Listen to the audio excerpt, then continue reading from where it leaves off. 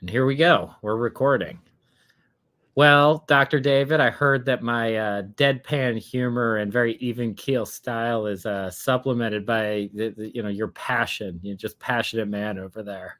I don't know about all that, man. There's a reason why you drive minivans and I don't. So Yeah. there's that. Well, you're just upset because my car still turns on and drives most of the week, and your car is usually in the shop. Hey, it's not in the shop right now, man. It's charging though. It is charging. Yeah. Well, I think we're going to talk about critical thinking and here today, and so we'll hop into that.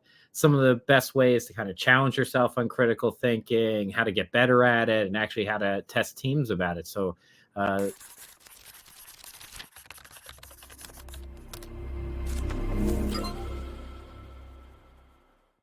Man, look all at right, that man. fancy thing. That was like amazing, right? Like it's a whole lot of razzmatazz, you know what I'm saying? Zoop, zoop, zoop. Yeah, Yeah, there we it go. just showed up for us too. That's the best part about that. It's just Broderick is like, hey, here's this thing, play it. I guess it works. I'd have Yeah. been along the lines of Rick and Morty, but we can't all be perfect. Oh, that zoop, zoop, zoop. Yeah. Well, look, I love Rick and Morty, and actually, I mean, I don't know if there's a better person we could bring in if we're going to talk about critical thinking than Rick. He is about the best critical thinker out there in the multiverse. Yes. Good old Rick, who has the Council of Ricks, right? Mhm. Who every single second is thinking about something critically and how to solve a problem using the least amount of energy possible. Mhm. Yeah, so I mean, he's really he's kind of a play off of Kang the Conqueror, right? Because they've got the Council of Kangs and the different variants, and the Council of Ricks, and yeah, he's pretty powerful. That Rick there, he dies a lot, but he lives in a lot of different of us. He makes those extra backups of himself just in case. Well, having a backup plan is part of critical thinking, man. As we talked about before, I went to Naval Academy. One of the biggest things about going to the academy is your ability to think critically, right? And not only think critically while under duress and under stress. I remember, man, freaking plebe year, plebe summer, you're training, it's hot, you're miserable, and then they take you to this firefighting class where, like, during the summer, during plebe year, you have this a book of knowledge which is called Reef Points. You got to study it, and people quiz you. And you got pro knowledge, like professional knowledge, things you need to know about the military, and like specifics, right? Like this ship has this many guns. These are the what it fires. This is the range, yada yada. And during firefighting skills, right, they teach us how to pipe patch, right? So because when you're on a ship, you are the firefighter, right? Like if that's one of the most dangerous things that can occur is like taking water on board and a fire in an enclosed space, right? And they put these pipes out. They're putting high pressure water through it, and the pipes have some holes in it, rusted holes, and your job is to go patch them quickly. And it's super ice cold water, like from the Chesapeake, right? Like it's super ice cold. And you're sitting there and the water's like blasting you in the face and they're asking you questions. So you can't stop, right? And talk to them because the water is like your team is going to lose and you have a certain amount of time. So you have to patch the pipe while answering the questions. And these aren't easy questions. Like you actually have to think through. So you have to be able to separate what you're doing in that moment and be able to think through the problem that they're giving you, right? And it might be 1 to 2 steps. It might be a follow-on question. What do you do next? What do you do next? What do you do next? And you have to be able to continue moving. You can't stop. And that's part of your lesson in critical thinking, right? And then there's all the little obstacles that they give you. Hey, we have an objective for you to complete. Here's the number of things in your way. Here's your personnel that you have, and here's your resources. Figure it out. You got 60 minutes, right? And so you have to come up with a plan. And it puts you in these situations where if you don't think critically, guess what? The lives of your people next to you are at risk. And so you have to figure out quickly who you are and how you're going to survive. And if you aren't a critical thinker, you need to learn to take a step back and let the person who is become the leader of that group. And that was one of the things that I excelled at early is being able to think critically through problems. And despite not wanting to be in a leadership role, I kept getting thrusted in a leadership role because I kept being a problem solver. And I think over the course of my career, that actually proved very helpful. It was trying at times when you're junior and you happen to be a personality which is constantly looking for a problem to solve. It can be very difficult to be a follower in that situation, and you have to overcome that challenge, and your leaders will have to really recognize that. But over the course of my career, as I've become more senior, that critical thinking ability actually separates me from my peers. Yeah, you are pretty senior now. That's true. So that's good. The council Knee of surgery and all. Yeah, and the Council of Rick, you'd have a cane, you'd be sitting up in that high guard area and just, not down doing the work anymore. That's what The happens. most powerful Rick, man. Most powerful. Well, as we usually do, we try to look up articles around these topics beforehand, and our Harvard Business Review came through again, and I think your story was awesome.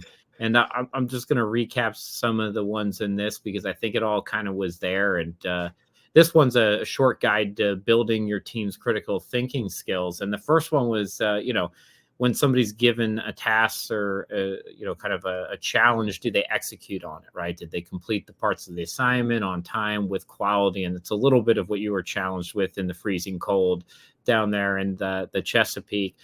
Synthesize is actually of the three phases they give, right? Is that execute, synthesize, and then recommend. And then I guess generate afterwards was another one. But I like the first three. The middle one's the one I actually found the most interesting because it talked about identifying the important insights and excluding the unimportant insights. And I actually find that to be a really interesting thing when you talk about critical thinking. Are you actually able to exclude the things that don't matter in the situation? When you look at a lot of test questions, a lot of critical thinking exercises, they'll throw a lot of extra information at you that's not needed, right? To kind of say, hey, are you able actually to just think through what's important here and what's not important? And can you get rid of the not important stuff so that you can focus on what is actually important? Some of those times it's actually, I wouldn't say it's not important, but it can be our own biases, our thoughts that we've seen this problem before, and therefore we can solve it the identical way that we have before. And kind of, talking about relevant TV shows, and doctors, there's this one, which is really out of date now. And they make this joke in the show, but it's a good example of like a joke that involves critical thinking and biases all wrapped into one. And I'm sure you remember this one, but it was in Ted Lasso, I think in the last season, where one of the guys tells the joke about, the father and son driving in the car. They get in the car accident. They're both in the hospital. And, the doctor walks in and looks at the son and says, "Oh, no, that's my son. I can't operate." And they were like, "How is that possible?" And, the joke, or that riddle was actually super easy, but people really struggle with it. And, do you remember the very easy answer to that one? No, I don't remember that episode. Yeah. Well, it's that the doctor's the mom. And there's this implicit bias that people immediately go to male surgeon doctors. We don't experience as many women surgeon doctors. So it seems like a riddle, but it's actually super simple. It's just the mom is the surgeon. That is it. And the whole idea of that one is that it's critical thinking, but it's a bias of experiences that makes it hard. But when you lay it out, it's like, that's not hard at all. Right? Like it's really easy. And it's an interesting one. And then they kind of play on that one in the show because the football team the soccer team all gets it, right? And he thought it's this funny joke and they're all like, it's the mom. And he's like, I guess it is a little bit outdated now. But what that one kind of showed me was, oh yeah, like but that happens a lot in critical thinking and scenarios is we put our implicit biases into the problem and maybe make something a lot more complex than it should be. But that's what's relevant, what's not relevant. What are our biases that are coming into place? What are our experiences that are coming into place when we have to solve something? Yeah, I mean, that's an important point, right? Like the early aspect that we all learn in school is taking standardized exams, right?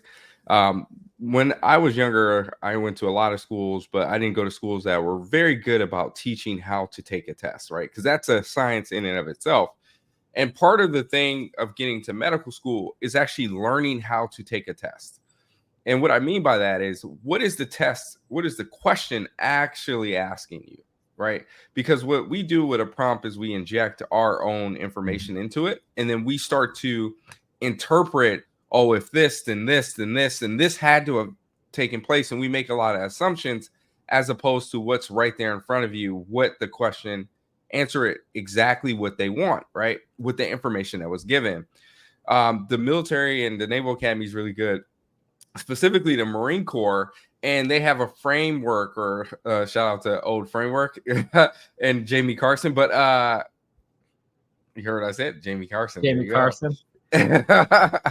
No, but there's called the OODA loop, right? And what that is it stands for, it's OODA, right? Observe, orient, decide, act. And they teach that to your 18-year-olds, your 19-year-olds, and we tell people not to get stuck in their OODA loop. And what we mean by that is, like, you can observe all day, and every decision you make, you sort of have to act upon it if it's the correct decision, right? But you have to make a decision. Making no decision is a decision as well. And then you start the analysis over. So make your decision, go again, make your decision, go again. But it's a way for people to learn how to think critically. And it's important, especially when you're on a battlefield, that you keep your feet moving forward, that you keep advancing, right? Because, like, you're playing a game, it's basically game theory where you have to make a decision. Your opponent's going to make a decision. You have to continue to move forward if you want to reach the other side of the board. Critical thinking, in a nutshell, is really just being able to question and continually ask questions until you get the correct answer, right? Until you meet the objective. And we all have to sort of figure out what our objective is and what we are trying to solve for every day. Mm-hmm. And as a junior person, I think you can do that, right? Like, we talk about, I know in basketball, they're very good in the NBA, right? Like, a lot of people, if you go on YouTube, you see these videos of them playing, like, people talk trash to, like, Patrick Beverly or like someone like PJ Tucker, right? And they're just like, oh, I can beat that person. They're not that good. What they fail to realize is, like, those guys are really good. They're one of the top 500 basketball players in the world, and they are playing a role, and they're just trying to be a star in their role, right? And so as a junior person, you can be a star in your role by problem solving and thinking critically. So when your boss says, hey, I need you to complete X and I need it by this time frame, well, like, go and think 2 and 3 steps down the line. Okay, I complete this, but what's the next thing that's going to need to be done? And try and get that done too, because guess what? You just push the organization forward. I don't think enough people do that. They just come in, they need to be told exactly what they need to do, and they do just that and nothing more. And I think that's the wrong way to be. Yeah, well, you know, he's done in the league now. He's probably older than you, but Brian Scalabrine had that, you know, he was the guy that took, you know, he played like 3 minutes a game and averaged like 0.7 points a game. And when people are like, oh, I could beat Brian Scalabrine, he's like, you forget, I'm closer to LeBron than you are to me. And he went and played some guys that were challenging him, right? They were like good college players that were like, oh, I'd smoke. And he just demolished them, right? Like, just, you know, just destroyed them one-on-one. And it's funny because you forget that even a guy like Brian Scalabrine, basically, if like left unguarded, doesn't miss, right? Like, he just, you know, and, you know, he's like a 6'8" guy who can shoot from anywhere if left unguarded. Yeah, I mean, that's a perfect example. So there was a guy that I looked up to when I was younger, got a chance to practice with him a few times and work out during the summer with, played at UCLA, was all world, Jason Capono, right? This guy flat out score. And then he gets to the NBA. He's not as athletic as everyone, but he can still shoot the ball better. So all he was known for was being a spot-up shooter, right? He won the three-point contest a few times. But in high school, this guy destroyed everybody. I think he scored like 50-something points in 20 minutes one time in a high school game. There's 32 minutes in a high school game back then, and he scored 50, right? He didn't even play in the second half, I don't think. And it's sort of crazy that you think about it. And I think people fail to realize is, like, you know, that guy, he was an expert in the things that he could do well. He didn't try and get outside of himself. But I think critical thinking is one of those things that even if you're not the smartest person, you're not the most intelligent, you're not the brainiac of your organization, it doesn't mean that you can't think critically, because there's something that you're going to be able to do that you're hired for that you can do better than the next person. And I think within that role, you can learn to think critically. And if everyone thinks critically and they're anticipating the problems that the organization is going to have, the problems in their role, and they're speaking up about it, it makes the organization as a whole better. If you're constantly questioning, like, hey, am I doing this correct? Hey, is this the correct move for my position? You're making your boss better, because guess what? They now have to think about, hey, is that person right? And then they double check their work. And then when the boss finds something, they go to their boss and like, hey, you know, my section found something that was incorrect. I think we need to think about this from a global perspective and see if this is a problem. Yeah, and I think a lot of the that starting point on critical thinking, which we've hit on, is the question the underlying assumptions and question the questions. I mean, that came up to me this past week. Somebody asked me a question and I was like, I actually think that's the wrong question to be asking. Like, I don't think that's the right question, right? Like, we're asking the wrong question. So whatever answer we get is kind of meaningless. And, I think that's important. When you talked about the test taking too, as I'll hop back there, right? That's a question, right? You're being asked a question. There are some people who recommend actually reading the prompt parts first, and then you go back and read the data points and all the information.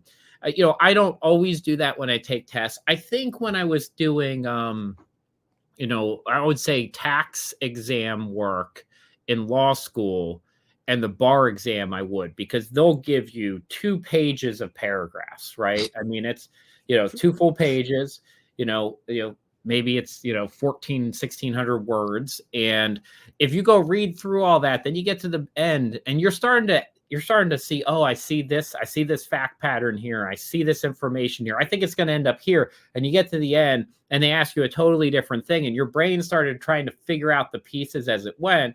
And then the professor at the end asked you a totally different oh, how should this entity restructure instead? And you're like, wait, but I thought this was like a dividend tax issue. And so my brain's been thinking a dividend tax issue. So then you got to go back and reread it all, because now you got to go say, well, what are the things that really matter for restructure?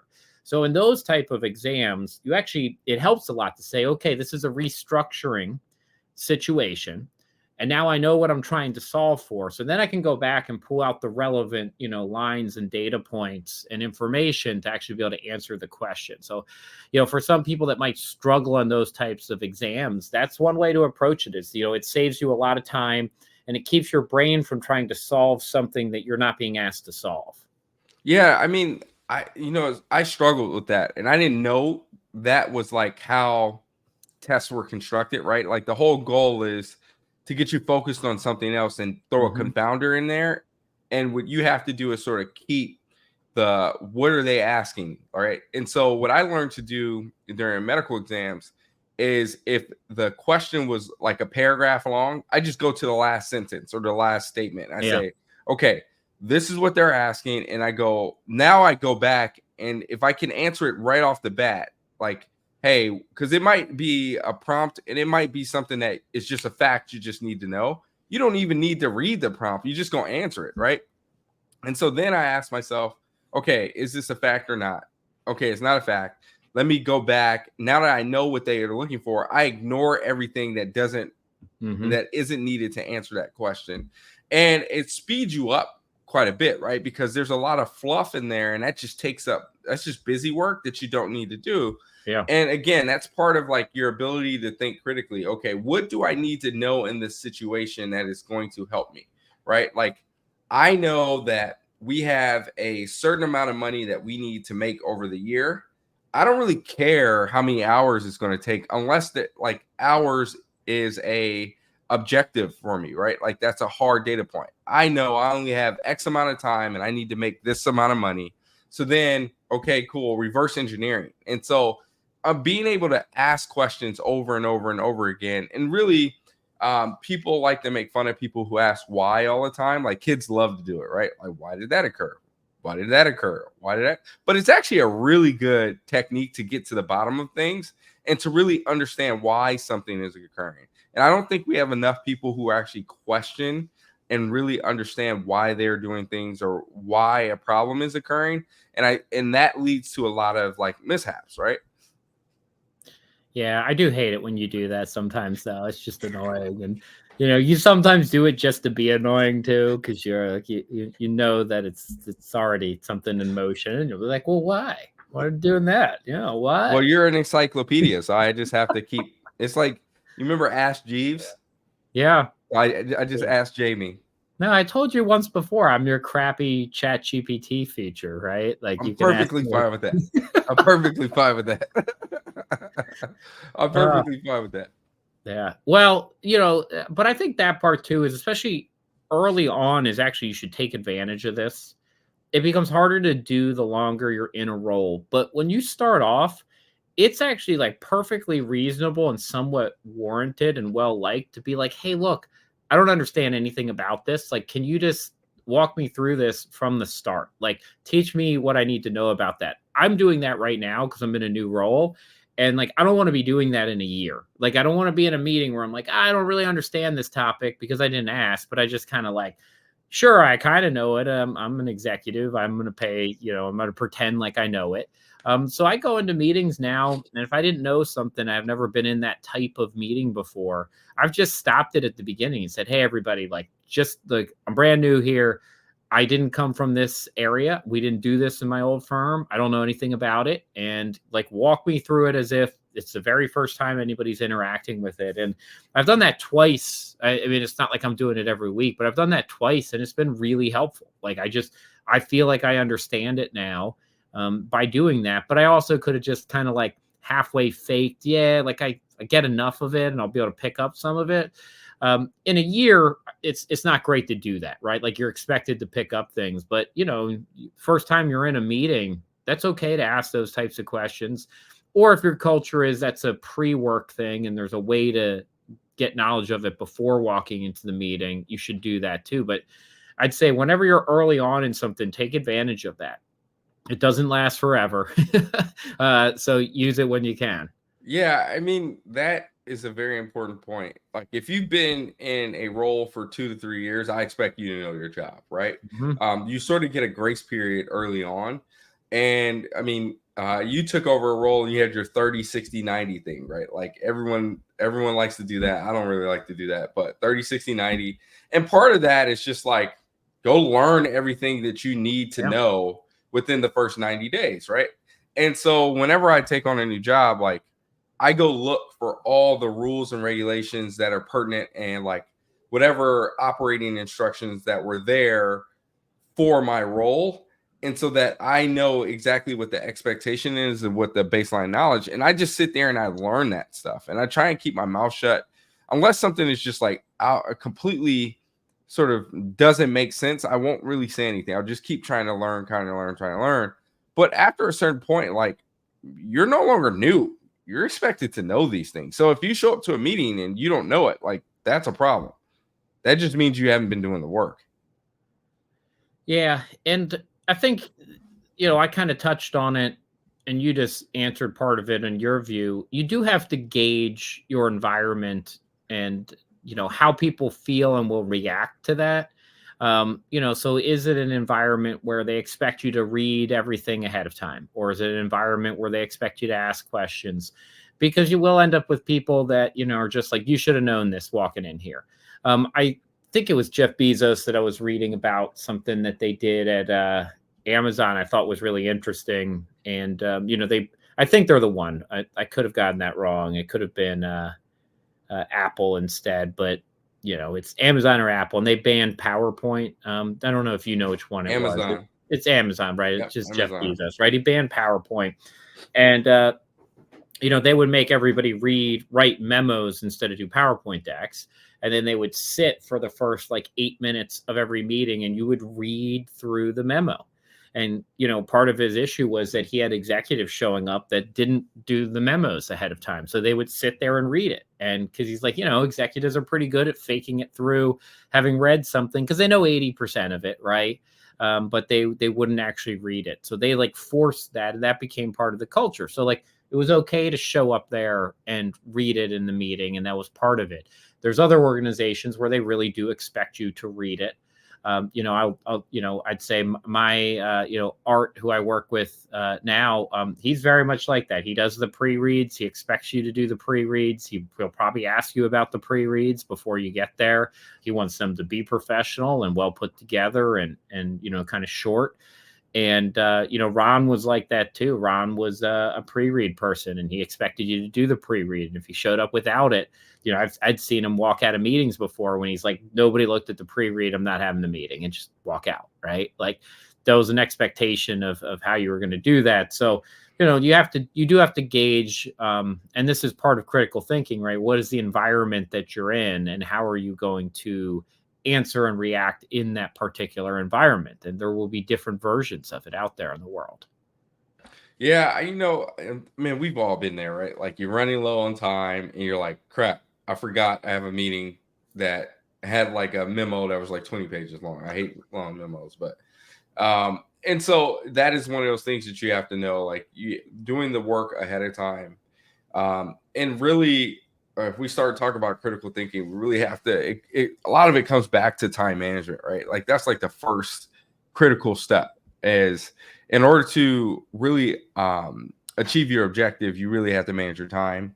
And thinking critically is being able to sort of put pieces where they need to go so that your time is optimized. And again, I know we talked about this before, but time management and critical thinking go hand in hand. And really being able to do both is important and will help lead to success in like anyone's professional future. Yeah.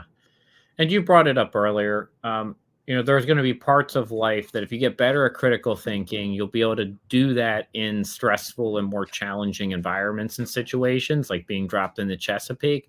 But a lot of times in work, you are going to be able to control your environment a little bit more. So it gets back to the stuff we've talked about before too, is, limiting distractions, having focus time, managing your time.